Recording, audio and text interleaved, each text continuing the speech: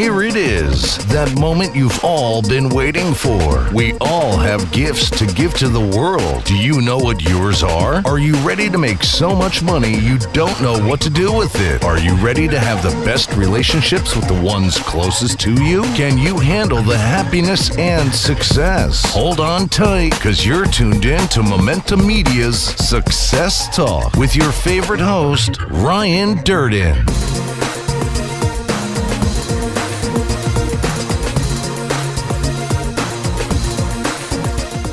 This is Success Talk with Ryan Durden. I'm Ryan Durden, and my guest today is Marty Baum. Marty, welcome. Good to be here. Thanks, Ryan. Yeah, man. So I know we talked a little bit. He's my instructor for real estate school. He has his own real estate school. But I always start off every interview with who is Marty Baum? Where did you come from, and what was life like for you growing up? Okay, well, I'm Marty Baum, and I'm originally from Chicago. And life growing up was pretty easy for me. Yeah. Good family environment, did all the great things that most families do, and was very active in sports, and my family supported me through most of my life. Nice.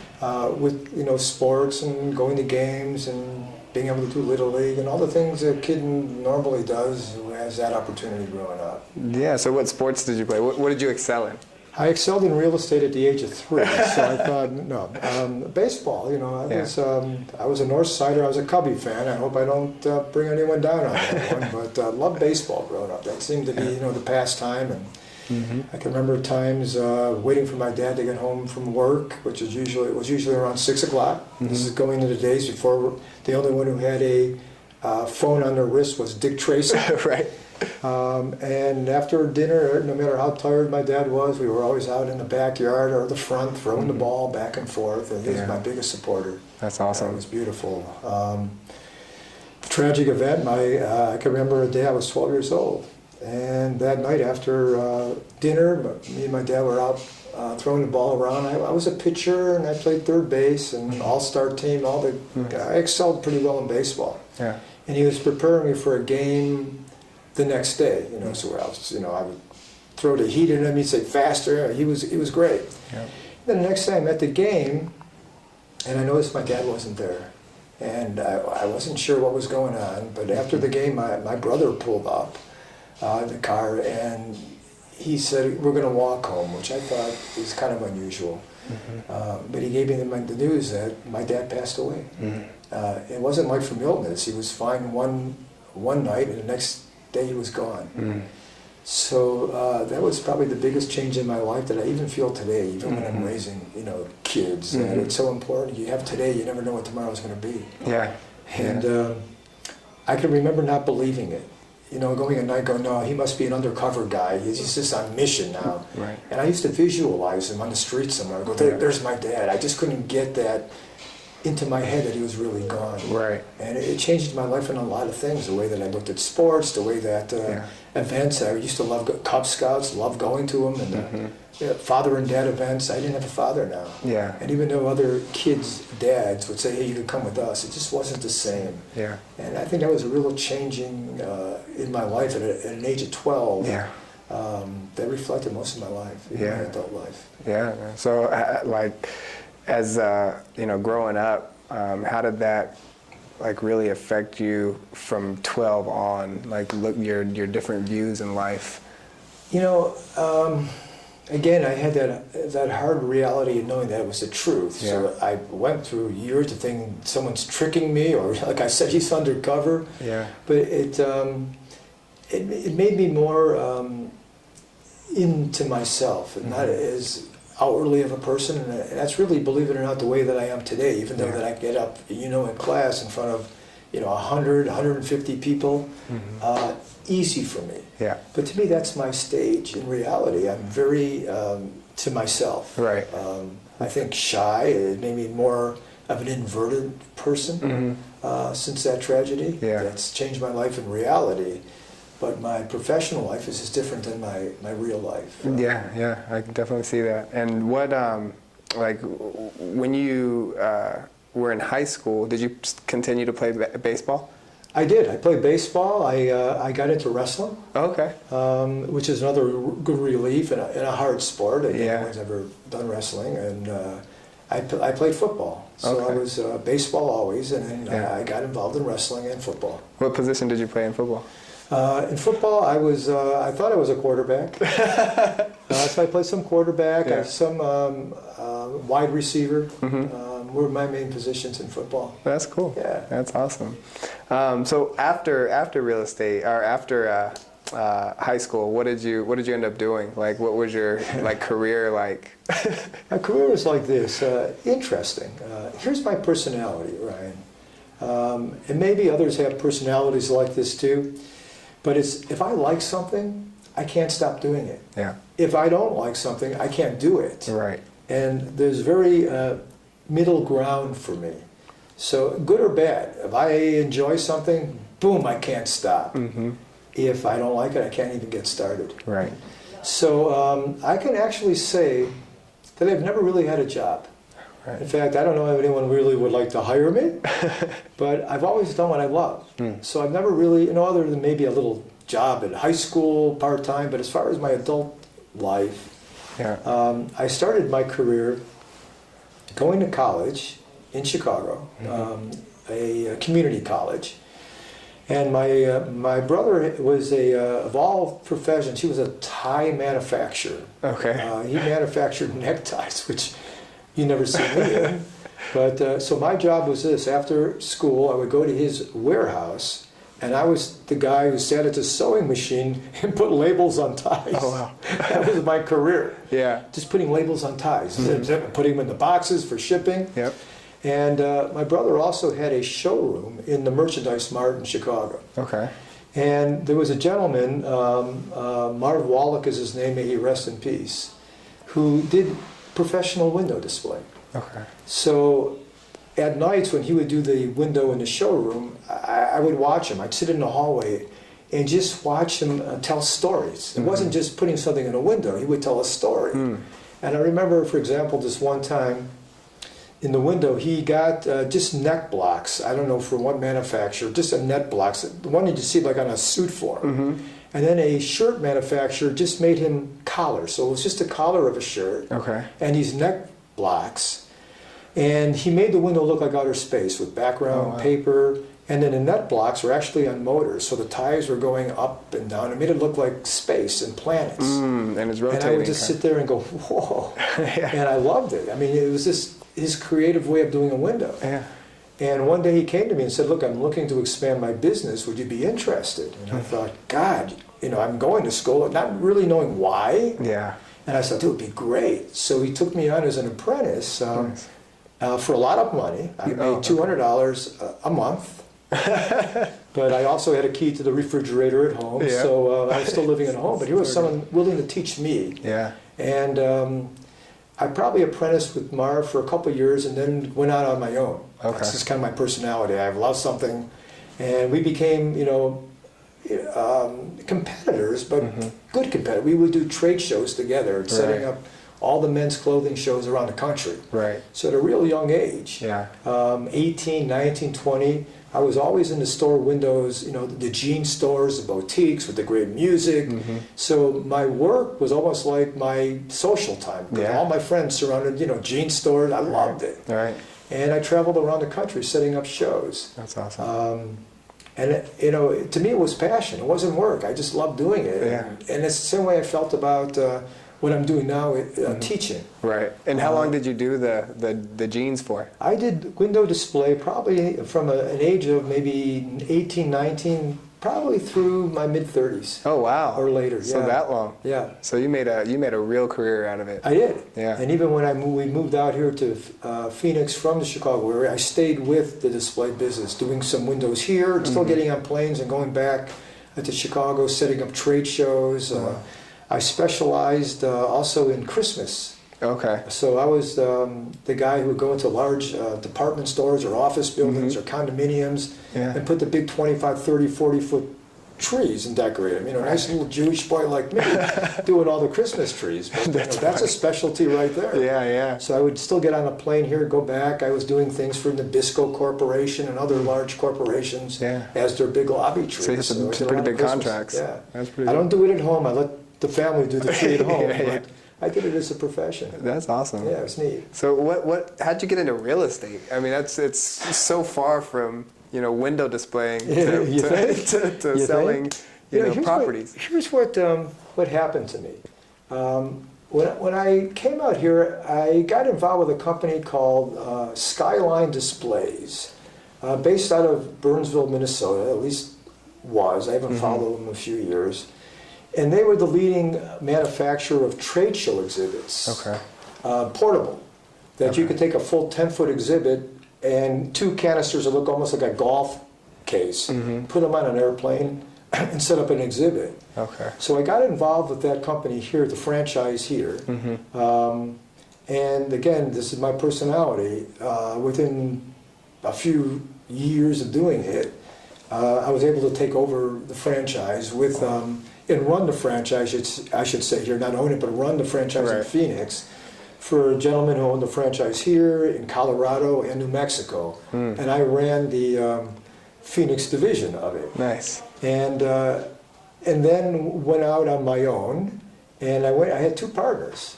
And we ended up starting this display business out of my kitchen table. Wow. Yeah. And ended up with like 10 to 12,000 feet of showroom and warehouse, and had salespeople, full-time designers doing the murals for the trade show. Again, I didn't, as we went on our own. And I got to a point, believe it or not, where I didn't like it. And the part I had troubles with is I didn't like managing. Right. I'm not a good manager. I like to do things myself. Right. And that's my personality. It had nothing to do with how much money we were making or what it was. So the money was good, decent? Yeah, I did great. I did great. Yeah. I don't want to name numbers, but I did great. You just weren't happy with it. I just wasn't happy being in charge of other people. Yeah. And so I went to the owner who actually owned the franchise, even though I was running the Phoenix part, and I resigned. I just didn't like doing it. People said, "What are you, nuts?" And I had some time there to decide, so what do I want to do now? I was fortunate enough to have some reserves and I had to jump into something else. Right. I just didn't like it. And I decided to move back to Chicago for a while. My kids at the time were back in Chicago.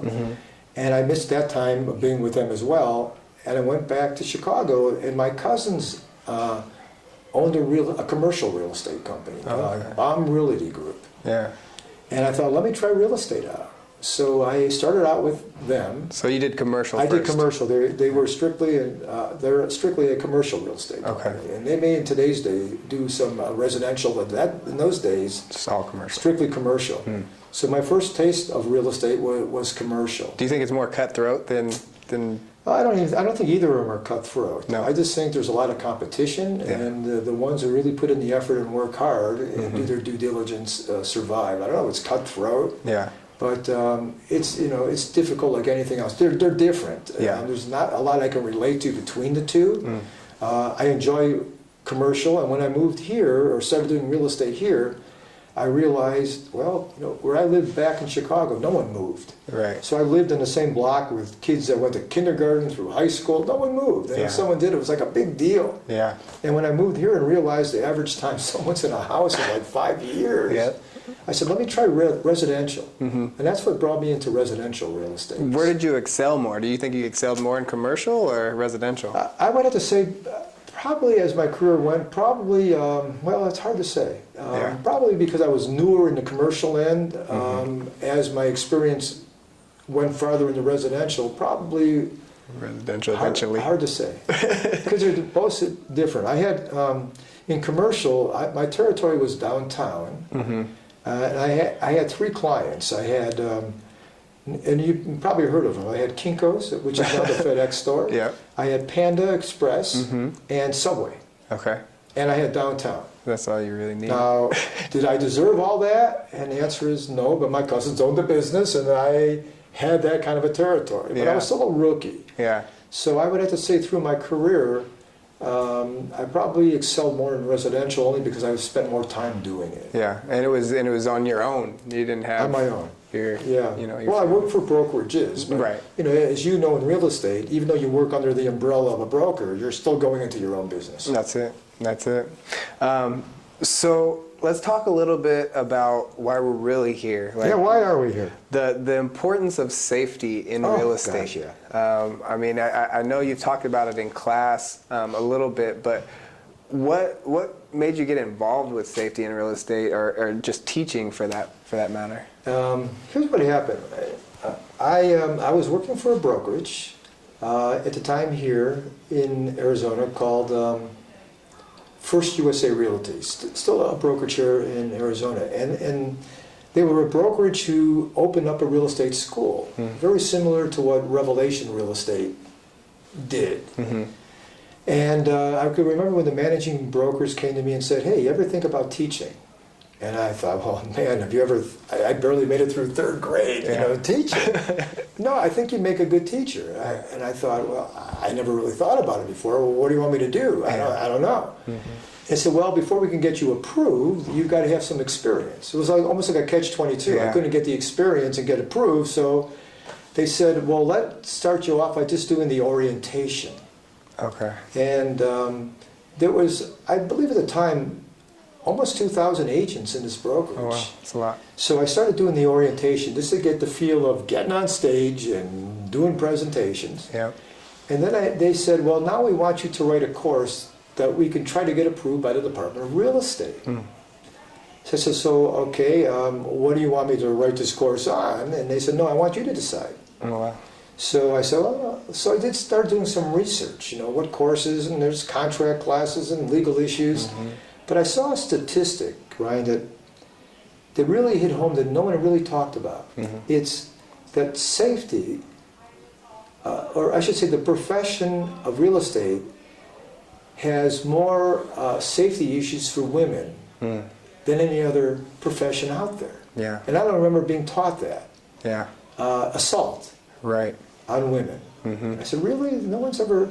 So I started doing some research, you know, real estate, assault, women, and then I started seeing these situations where women would be doing open houses all by themselves.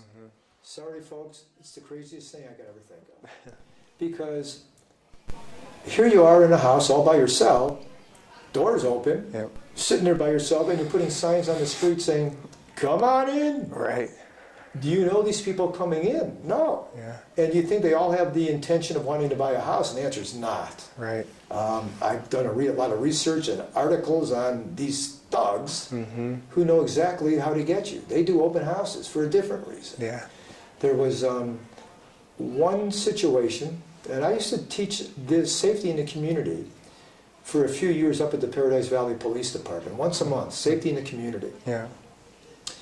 And there was one scenario that was happening that I was talking about there, that it happened that there was this one person who was doing open houses. And I interviewed this guy. You interviewed him. Interviewed. And what his story was this. He was a prescription drug addict. Oh, wow. So this is why he did open houses. He didn't care less about the house. He would come in. He's already been charged, spent his time. Yeah. But he would come in with his supposed wife. Who knows if it really was or not. And while she kept the agent busy, he hit medicine cabinets. And this is what he did all weekend. He laughed and said, knock off a Walgreens, or I'd be serving time forever. Yeah. I don't have to. Yeah. I just go to open houses. That's cool. And it's a beautiful place to work. You like Gold Canyon candles, you bake cookies. And he would just knock off medicine cabinets. And he would say by the end of a weekend, his supply was enormous. Yeah.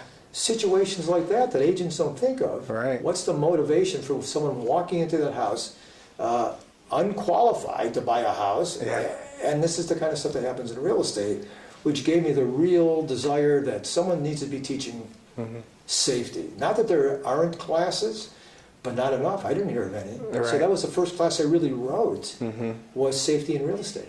And what are some of the tactics that people can use when they're out in the field showing homes? I would say number one, never do an open house by yourself. Yep. You're just setting yourself up. You always want to do an open house with either another agent in your office, family member, but when that family member's there, they can be there but not talk real estate because they're not licensed, but be there with you. Yeah. And then there's other professions to tie in too, like in lending. You know, a lot of lenders like to do open houses because it's a way of building a clientele when people come in and they don't have lenders yet. Yeah. So a lot of lenders are Smart. willing to do open houses and partner with agents. Yeah. It's just very unsafe to be sitting at this house with that door open Yeah. and just letting people walk in. So number one is you should never do open houses by yourself. I'm also a believer in this, is that you've probably had this happen maybe, or I know growing up, my parents always told me as a kid, never go. Right. Even if that car pulls up after school behind your bus and they have little Fifi the dog, Yeah. come on in, I got candy, pet it. Never go in a stranger's car. That's right. And maybe you talk about that with your kids. Yep. But yet you'll put a stranger in your car. Right. So here you're like, you're preaching, don't go into a stranger's car, and you're putting strangers in your car. Yeah. And within minutes, you could be left in any condition, in any location. Right. So I like to teach that you should caravan. Yeah. That whatever house you're going to be looking at first, meet there first. And then caravan to the other houses without putting someone in your car. Right. You should definitely have qualified these buyers before ever taking them out as well. What's a good way to qualify a buyer? Good way to qualify a buyer would have them come to your office. Okay. And go through a questionnaire of, your name, your employment, get a driver's license. If they refuse to give you any of these things, what does that tell them? Red flag, yeah. And then when you have that information, don't take it with you. Leave it with someone in your office so they know who this person is. Right. And have that person identified. These thugs never want to be pulled out of a lineup. Right. So the more that you can identify them, the less chance something will happen. So Right. you may say to your administrator, office manager, this is so-and-so, we're going out today looking at houses. This is his information, and this is the list of houses we're going to be seeing today. Yeah. The more eye contact and someone can pull these people out of a lineup, the less chance something's going to happen. That's important. That's really It really is. good. That's really good information. Really good information. So do you think, I know you focus a lot on what happens to women in real estate. Do you think that there's just as much dangers for males going and really doing good open question. houses? Good question. Statistically, men don't get sexually assaulted as often as women. I'm not saying men do not get sexually assaulted, but Right. as often as women. Yeah. But we get robbed. Yeah. So that beautiful, Rolex that you have, that Submariner watch that I got my eye on, I know I'm going to get it off your wrist. I'm going to tell you I want to see that house. All right. I'm going to get you in that house, and we get robbed more often. So from a safety standpoint, you have to know how to dress for safety as well. Yeah. And real estate's kind of a unique situation than other professions. It's a commission, typically a commission driven. So the nicer you look, the nicer car you drive shows that you're successful. Right. Where other professions, the bigger the car, the bigger the diamonds, it may look like you charge more. Right. But in real estate, our commission is how we make our living. Yeah. But you got to be careful, because if you dress too, extravagant, fancy, it may tip someone to want to rob you. Right. So you got to be really careful, and also dress for safety as well. High heels maybe not be the best. So guys out there, don't wear the high heels when you're because you want to be able to run from a situation. Yeah. So you got to dress for safety as well too. Yeah. So we covered three things. So the first is don't do open houses alone. Yes. The second is caravan. And the third is don't dress too Dress for fancy. safety. Yeah, dress for safety. Okay. Cool. And you said what's the safest way to do an open house? Do you think Safest way to do an open house is, number one, know the house. Yeah. Sometimes it's not a bad idea to even let the police know that I'm going to be doing an open house here. They may be able to drive around, maybe let neighbors know. And the number one key is just don't do them by yourself. Have someone there. Yeah. Know the house as well. Know the routes, the escape routes, the doors. You should know that house pretty well before you do an open house there. Yeah, and you talked a little bit about qualifying the buyers at your office. What about qualifying the actual sellers? Yeah. No, I shouldn't say no one. I teach it. Yeah. No one does do. I mean, here's what happens. Is someone calls you and says, I'm looking to sell my house. I'm interviewing agents. Would you like to be part of that process? Yeah. Agents flock. Oh, yeah. And I know these guys, they laugh at you. You know how I get a lady in my house? They laugh. Just tell them I want to put it on the market. And you make appointments to come in. Right. So most agents just walk into a house. Yeah. Never at that front door ever ask that seller for an ID. Yeah. Wow. Now on a listing, you should have known who the owner is. You should have the tax records. If you don't, then maybe you shouldn't have been on that listing appointment. Right. And if someone, first of all, if someone refuses to give you the ID, what does that tell you? That's a red flag. They're not who they say they are. If it doesn't match up to who you know as the owner, what does that tell you? Yeah. You know, there's something called intuition. Intuition will never lie to you, and it always looks out for your best interest. Yeah. It's just times we don't listen to it. Right. And, you know, these are some red flags before you walk into that home. Otherwise, people just walk in. Right. So even people who qualify always think it's only the buyer you have to qualify, and it's nonsense. You know, there's bad guys, and they live somewhere, and it's the way they get you into the house is just let you know they want to sell it, and you Right. walk in. So Yeah. you should qualify these sellers ever before walking into that house. Yeah. And you don't see that very often? Never. In real estate? No, I don't want to say never, but not always. Yeah. I mean, if there's real estate agents tapping into this, think of it yourself. Yeah. How often do you qualify the sellers? Yeah. Yeah. That's important. That's really important. And is there, or what are some of the mistakes that people do make when they do show a house? Besides doing it themselves and Sure. caravanning. Let's say you're showing a house. Yeah. You should never walk into a room first. Okay. You should always let your client walk in first. Mm-hmm. Because if you walk into a room first, and they say you're describing a room, and you go, look how beautiful this is, Yeah. and you turn around and that person's in front of the door, there's no way out. Yeah. It's the same thing with stairs. You always want your client to walk up the stairs first, so you're not caught on a stairway or up on a second floor. You always want an exit. Yeah. So And that would be hard for some women to do because men always like to open the doors for the women. And, so I mean, what do you recommend to them? Like if a you're guy in charge. opens the door, you have to be in charge. Yeah, I always say this, right? Blame it on your broker. So I always say I work for a safety first company, and I would have let you come in my car. My broker doesn't allow it. I mean, always blame it on your broker. We run a safety first company, Yeah. and that's why I can't put you in the car. My broker, you know, blame it on your broker. Yeah. And then you're in control. So it doesn't matter what that person thinks. Right. Is you're in control. This is the way I look at real estate from a safety position as well. And I think your clients would probably appreciate that. Yeah. Yeah. For sure. The real ones. The real one. And what are some of the horror stories? You gave one story about the prescription thief. Have you heard of any other stories? All the from time, unfortunately. coworkers and all the time they're partners? reported. Here's one, and I won't do names on here, but realtor goes to show a house, disappears from the house. So I won't say her name. Her first name is Beverly, an agent at a specific real estate company, was last heard from when she called her husband about 5:30 p.m. On a Thursday to say she was going to show someone a house at a specific address. And then her husband told deputies that he became worried about 9 p.m. when he hadn't heard from his wife. So he went to the address to check on her, the report states. There he found the brown Cadillac sport utility vehicle parked in the driveway with her purse inside of it, and saw the door to the home standing open, but she wasn't there. Oh, wow. Yeah, unfortunately, they found her in another location, assaulted and dead. And there's one, and there's just too many stories. There's too many. Like that. I won't name names, of course, but it happened right here in Arizona not that long ago. Yeah. And this was the scenario. There was an agent who always did an open house with her lender. Never did it by herself. Yeah. Always did it with her lender friend.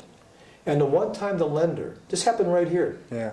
And the one time her lender friend couldn't do it with her, did she cancel the open house? No, she just did it alone. Yeah. And she was assaulted.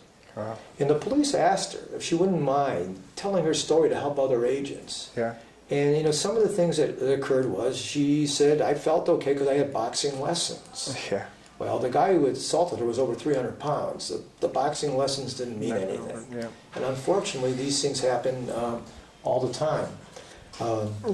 There's an article when I do one of my safety classes. I've been doing this class for many, many years.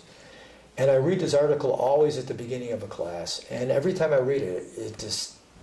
the article is, a rapist writes to a newspaper to tell the women how to avoid him. So this is a rapist who writes into a newspaper to tell the newspaper why he does what he does. Yeah. He didn't leave a return address. I mean, because if he did, we'd probably have him. Yeah. But it's a sport. Right. It's a sport. That's like, crazy. never be the last one. You're in your real estate company. You're pulling up. You're the last one there. It's 9:30 at night. There's no one else in the building, and you're pulling up planos because you're going to show a house. You're the last one. They look for you. Yeah. You know, office buildings, dark areas. Right. You know, you've been in my classes, and you know the number one rule in my class is what? No cell phone. No cell phones. You can't have, you know, so if you want to take real estate and be able to use a phone, go to the other school. I don't allow phones in class. But people get on their phone and they're so distracted about what's going around them Right. that it can be a real distraction. Not that a phone can't be a positive, Right. but I see people walking on the street and I bump into them. They're oblivious to anything around them because of that phone. That's right. And a polite thing to do when I'm with a client is not be on my phone. Right. You know, if I was a homeowner and I had you come over to explain your marketing program and you were on your phone, I'd show you where the door is. Right. I'm giving you my time. I expect the same from you. Exactly. So you've had your phone off. Yeah. And now you get into your car to leave, but the first thing you do is you check to see any voicemails Yeah. and text. And you shouldn't be doing that. You should get in your car and drive away immediately. Maybe go to an area where there's, you know, people around. McDonald's. You know, but you know, you sit in your car, but you shouldn't do it. You should get in your car and drive away. Yeah. Yeah. Man, that's And I can go on. There's so many different things. It's a class that I teach. Yeah.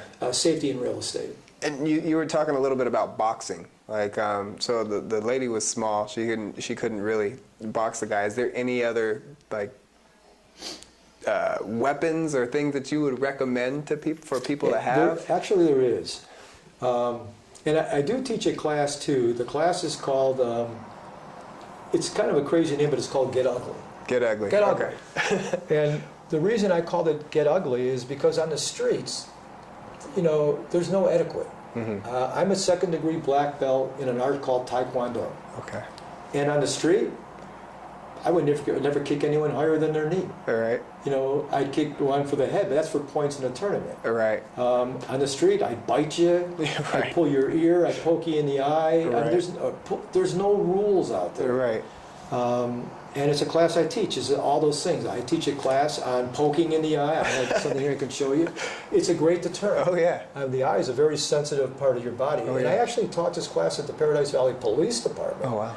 They used to allow To me police to come officers? in. Well, no, to the public. Oh, okay. But they allowed me to come in and teach things like how to kill. Yeah. Because they get tired of locking these guys up, and then 2 weeks later they're back on the street. Right. Doing the same thing they always did. Right. So I teach the class, which is a thumb in the eye, which could kill, different deterrents. But a class that I've been teaching for years, and I've also taught this up at the police department as well. It's a tool called, in martial arts, it's called a kubotan, which is, in martial art, you'll see it, Master Kuboto out of Okinawa invented it, 2 sticks and a chain, the Bruce Lee stuff, Nunchucks. nunchucks. Yeah. But it's a great deterrent. The generic name for it is called the mini stick. And I think it's a great tool for agents as a deterrent. Maybe not to kill, but as a deterrent. Yeah. It's your keychain, and I teach you how to whip to get someone away. We do a 2-hour class on it, showing you the whip technique. It's a 4-stroke whip. Yeah. I'll show you if someone grabbed you how to break grabs with it. And simple as this. You can see the one I like comes to a point. And if that person's walking at you and you tell them to stop and they keep walking, get back. Yeah. They'd get the point real quick. Yeah. So this is a weapon that I've been teaching for many years for real estate agents. We currently teach it over at the forum. Yeah.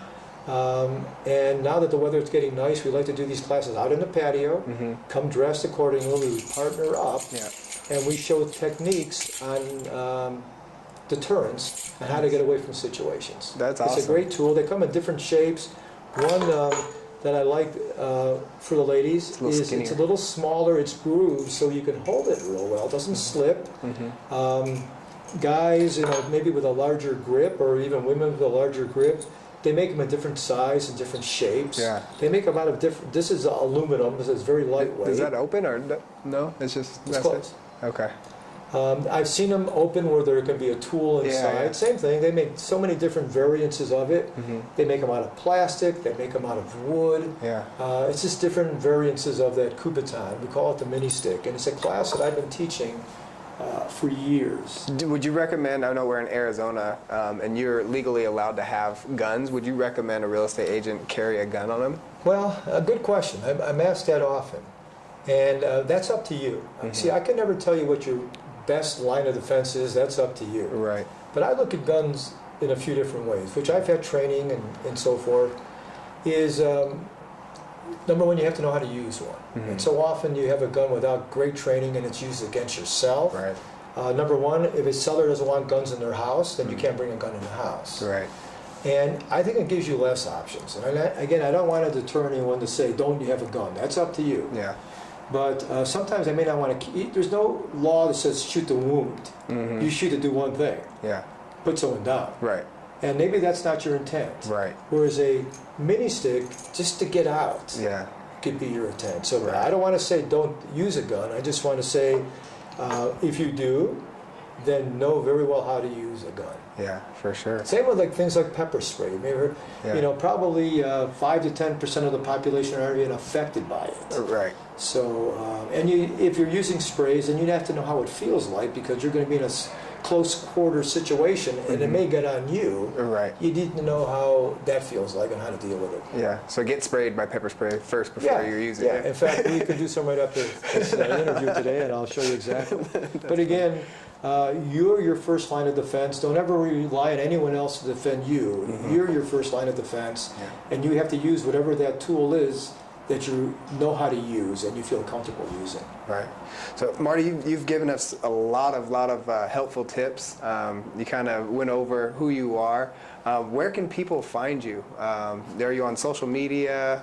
Do you have a website? The best place to find me is right here. I am now at the Forum, right here on Stearman Drive, And Jermaine. 2301 Stearman Drive, South Stearman Drive, off of Germain and Gilbert Road is where the Forum. We have our Revelation Real Estate, our Magnus Title, and our school, Chandler Real Estate Training Center, all here in one facility with probably the best bar restaurant in town, open to the public. You got to check it out. If you play pool, We got a pool room here. We got pinball machines. We got an outdoor patio to blow you away. Yeah. With events going on weekly and Friday nights with live bands and food and music. We just got through with the Battle of the Bands and all kinds of great events here. This is usually the best place to find me. I can do phone numbers, email addresses. What do you suggest I do? Email. You can give people your email. Marty, Marty, B, the initial B, as in boy, home, @mac.com. So if you have any safety questions, if you're looking to actually get into real estate, Marty is the instructor for the real estate school here. So make sure that you do reach out to him. You can go to ChandlerRealEstateSchool.com. Chandler, RETC, just like a real estate training center. So it's Chandler, RETC.com to learn all about the school. Cool. Great program. We teach pre-licensing, how people can get their real estate license, and we're just rocking it over here. Yeah, with billions in sales. Billions in sales, yeah. So weekly. Cool. Yeah, weekly, guys, weekly. That's why I'm here. Anyway, cool, Marty. I really appreciate your time. I'm so glad that you gave me this opportunity. It's such an important topic that agents should be aware of, is safety. Yeah, it is, and it's been an honor. You're full of information, so hopefully we'll do another podcast. I look forward eventually. to it. That'd be great. We keep it going. All right, I appreciate it. Cool, man.